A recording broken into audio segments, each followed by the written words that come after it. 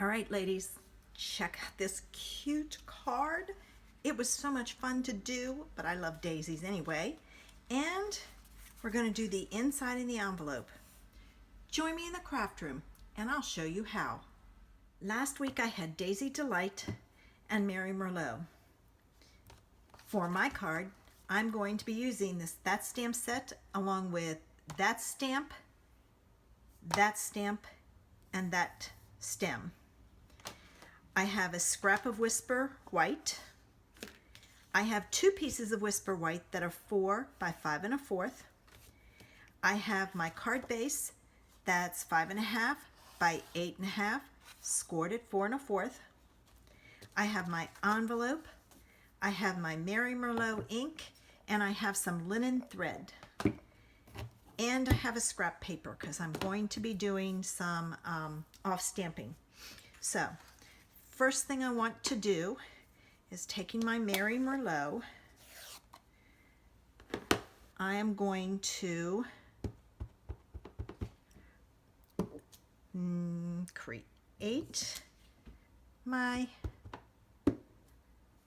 flower, and I'm going to use 3. I've got that one edge that I'm not catching. That's what happens when you don't have a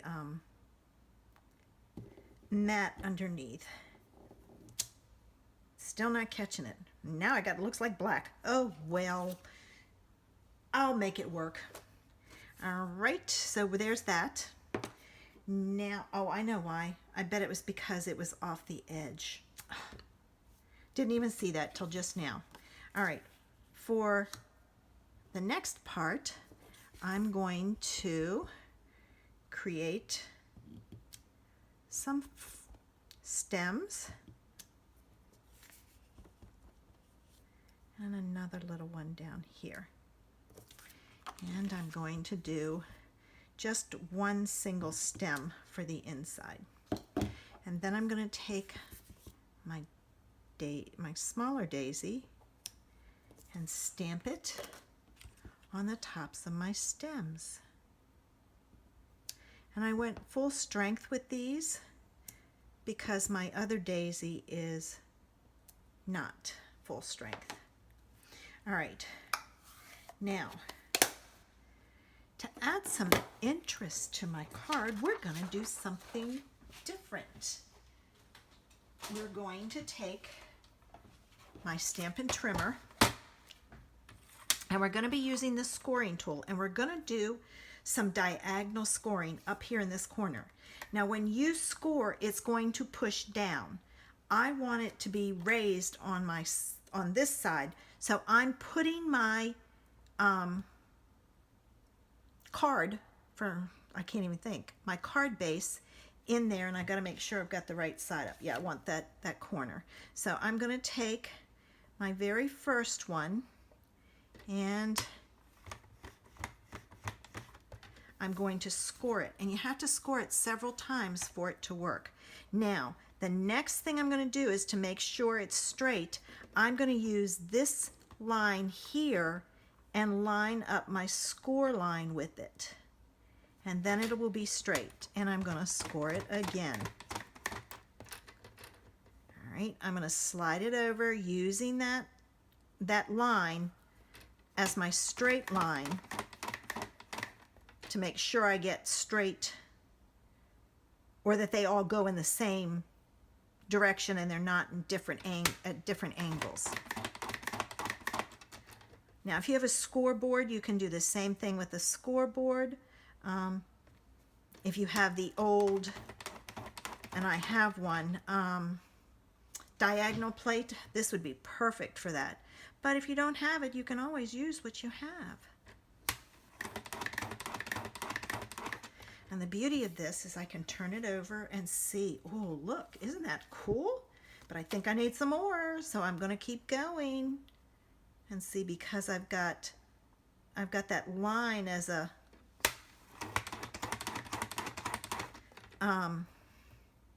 guide. I'm able to do that.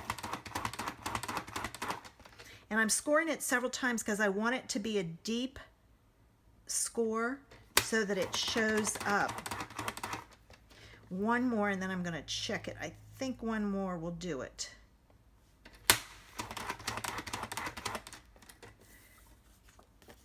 Oh yeah, see how you get nice dark lines when you do it more than once? Perfect, perfect, perfect. And I'm going to stop there. Now, if you don't like that angle, change your angle. Doesn't matter. Okay, now what I need to do is I got to get my punch out so I can punch out my daisy.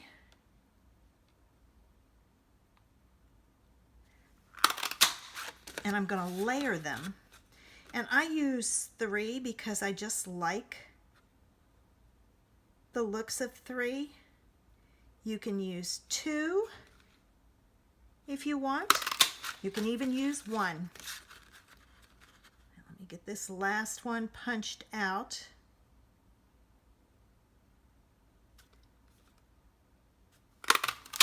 Oh, there we go. All right, put my punch away, get my bone folder. Now, to do mine, I'm going to do, you have to do this gently or you'll rip your petals off. I'm going to do 1 down, a second 1 down. Sometimes I do 1 down and 2 up, but I'm going to do 2 down and 1 up. And I'm going to flip this over because this I want to go up, and it's just easier to do it on the opposite side. All right. Now, we need our glue dots. So I'm going to take my glue dots and I'm going to put 2, 1 on each side of that circle. And I'm going to offset them just slightly. I got to hold it up. So I'm lining them up somewhat, but not fully. And then the one that's the other way, that's up, will go where the open space is. And that gives you a good full daisy. So there we go. Now, I'm going to put this on my card base.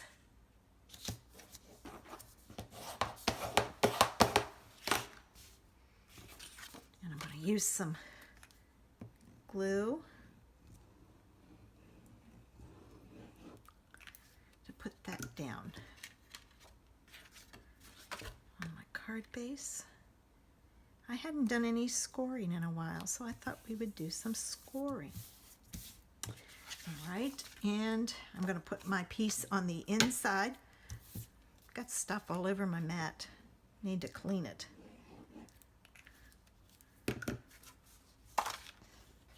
Okay. All right, get it on there like so.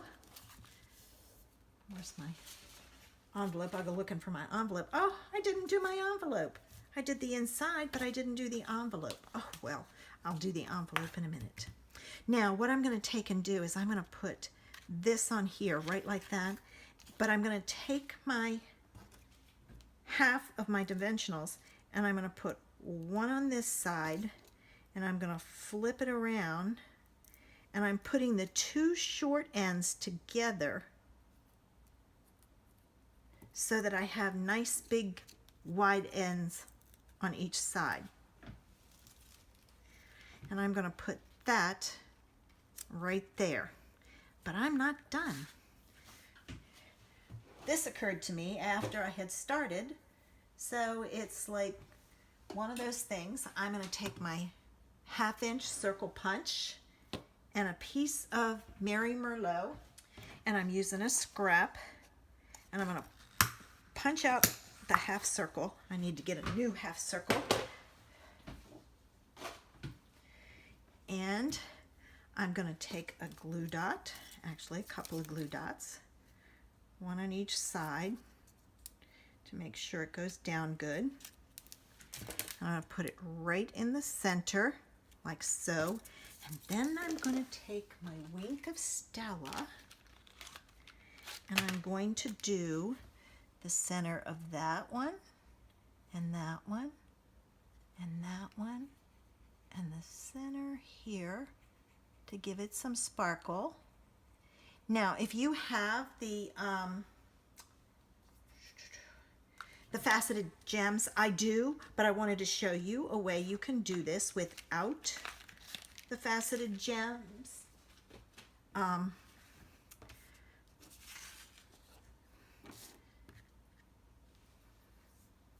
But if you have them, you can go ahead and put that in there. Again, I'm not certain what my sentiment's going to be. Let me stamp my envelope. Don't you love it when I forget? Usually you don't see this, but here lately it's, pull my paper back in.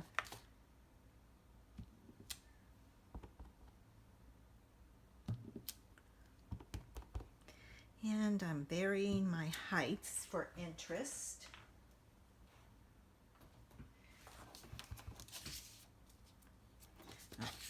Move this. It's going to affect how it stamps if I don't.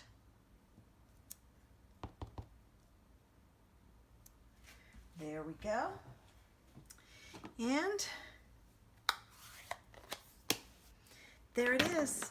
I've been doing a lot of plain and simple stamping lately, just to give you some ideas that it doesn't have to be elaborate. All right, let's see what we're going to do next week. All right, I got two. I peeked again. All right, there's one. Oh, A Night in Bethlehem. Okay, here we go. This could be interesting. What color am I going to get? Mint macaron, not too bad. It could have been pineapple punch. That would have been interesting. Okay, so I hope you've enjoyed my card today. If you liked my video, give it a thumbs up. Share it. That way you'll be able to find it again. And don't forget to do the inside and the envelope. I hope to see you next week when I do Night of Bethlehem in mint macaron. Have a great day. Okay, coming back to add, I totally forgot my linen thread because I was going to add a bow. So I'm starting with 2 fingers with the tail. Once, twice, add the 3rd finger. Once, twice, add the 4th finger. Once, twice. Then I'm going to take and cut my thread so I have a tail. And I'm going to hold it in place, but pull it off my finger. I'm still holding that center, and then I'm pulling this up by my loops up, and I'm creating a figure 8, so to speak, and trying to make them as even as I can get them. Now this is going to go down in the center of this thread. And here's the key. You have to hold it with your finger or your loops are going to go everywhere and you'll have a mess and you get frustrated and say, this is physically impossible. All right, so you tie it one time and look and see if you need to make any adjustments. If one side's too big, you can adjust it. When you get it adjusted, then tie a 2nd knot, good and tight. Cut your thread. I need to put some more on there. All right, and then you're going to take your tails, and I take them, pull them down in the back, and this one that's sticking out, I pull it back in the back so that it's in the back. So when I put my glue dot on, all my threads are in the back,